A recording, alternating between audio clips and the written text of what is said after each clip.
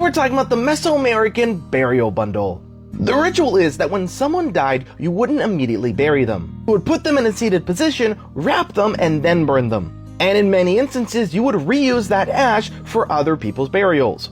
And you didn't even have to know the person. If a warrior died, people would take handfuls of his ash and save them for when they died. Additionally, some people would be buried with masks. Each mask represented a different god. And before I tell you why they give the masks or put ashes of warriors on them, there's one final thing to note.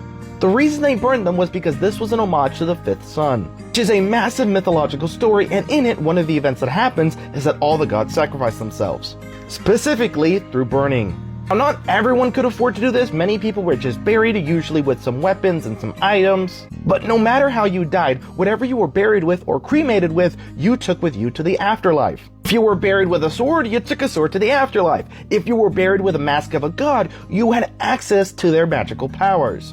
And if you were buried with the ashes of a warrior, you could access that warrior's powers. I keep telling you, Aztec is an anime. So that's the video, but I got a question for you. What 3 things would you want to be buried with that you would take into the afterlife with you? And remember, you can only get to heaven by passing through Mictlan, which is a really dangerous place.